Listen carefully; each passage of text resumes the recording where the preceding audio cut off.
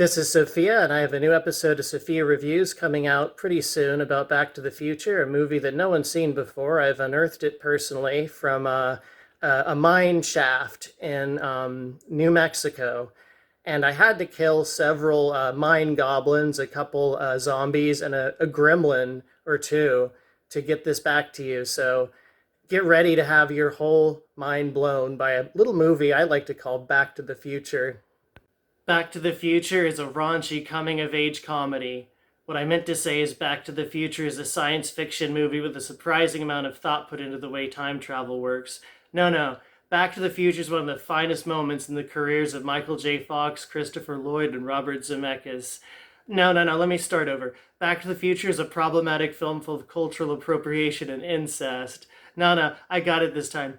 Back to the Future is one of the only movies where the sequel is so good I'm not sure if it's better than the original or not. Okay, I got this.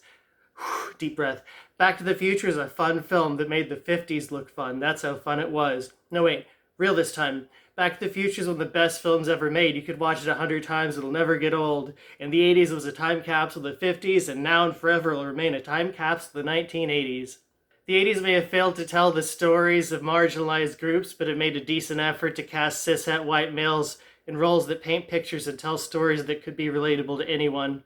Sometimes this everyman protagonist approach actually led to a story that was good enough to make everyone want to walk a mile in the shoes of the protagonist, and Back to the Future is one such film. Who doesn't want to travel in time? Who doesn't want to save the day? Who doesn't want to boink their mother? Wait a minute, let me start over. Back to the Future is the first in a trilogy of sci-fi comedies that are all just a damn good time. The film opens with a bunch of analog clocks. You hear a radio, you hear a television talking about terrorists, toast burns, coffee water boils down onto where the coffee pot should be, a robot hand opens a can. We see the feet of Michael J. Fox. Is this a furry film? Furries love feet, and clearly so does this movie. I'll assume going forward that this is a furry foot fetish film. Oh, never mind. Now he's getting blasted back by a big amp. So, it could be a furry foot fetish film, but probably not. We're gonna have to wait and see. Jokes aside, feet are sexy, and anyone who says otherwise is something to hide. Doc calls Marty on the phone. Turns out all his clocks are running 25 minutes slow, so he's running late for school. There's a saxophone-heavy 80s pop rock song playing in the background. Singer singing something about the power of love. Marty hitches a ride to the back of a vehicle while riding his skateboard. The fact that Marty is fond of skateboarding and is skilled at risky stunts will come into play later. The principal tells Marty that he is a slacker just like his old man. Marty says things will be different this time. Marty starts rocking out with his band, and dear Lord, is this an underwhelming performance. He is told he's too darn loud, but honestly, it sounds like Muzak to me. The Preservation Society wants the clock tower to be saved. It was damaged 30 years ago and never repaired. What damaged the clock tower? Was it a time traveler? Occam's razor says absolutely. Back to the raspy vocals of Huey Lewis and or the news singing about that power of love. Biff is yelling at Marty McFly, establishing dominance. In the next scene, we will see the DeLorean, a time travel machine in the shape of a car. Einstein, Dr. Emmett Brown's dog, is in the car as it travels through time. When it comes back, it's covered in frost. Then, as is standard in any glorified rom-com with science fiction elements, Libyan terrorists shoot up the place. Marty McFly goes back in time, narrowly escaping a grisly fate. He whooshes to the 50s and crashes through a barn. Bursting out of the DeLorean in a hazmat suit, the farmers think he's an alien and almost open fire on him. Marty sees that his neighborhood has not yet been built. He's starting to accept the fact that he's not in Kansas anymore, and instead he's in Kansas 30 years ago. He hoofs it 2 miles to Hill Valley, and good God, does the start of Mr. Sandman not sound exactly like the start of the Simpsons theme song.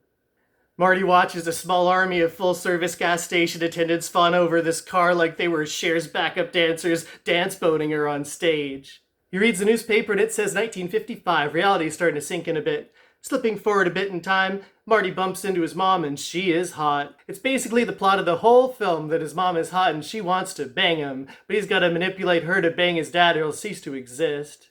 When you ask about films that couldn't be made today, everyone is quick to bring up Blazing Saddles, but I'm pretty sure Back to the Future could take that top spot as well. 80s films were big on sexual assault, sexual harassment in general, random kinky stuff like incest, or in Back to the Future's case, potential incest. Marty talks about reruns and no one knows what that is. He says you'll find out. Marty meets 1950s Doc and explains what has gone on so far. Doc does not buy it, but Marty convinces him by explaining he knows about the flux capacitor, which is what makes time travel possible. Doc says that a bolt of lightning is the only way to get back to the future. 10:04 p.m. next Saturday night, the clock tower will be struck. If it could be channeled through the flux capacitor, it just might work. The Doc tells Marty about the butterfly effect without saying butterfly effect, because this is an 80s time travel movie before it was mandatory to actually say butterfly effect at some point to prove you as a writer are aware of what the butterfly effect is. There's a scene where Marty puts on his hazmat suit and claims to be Darth Vader. Music pumps into his dad's ears through his headphones. It's a pretty funny little scene and I like it. It's a good time to point out that Crispin Glover does a good job at playing a beaten down nerd in this movie. Robert Zemeckis allows everyone to have a really strong performance in this. It's not exactly news to say Back to the Future is a really good movie. We can't exactly talk about Back to the Future at length without pointing that out at least once.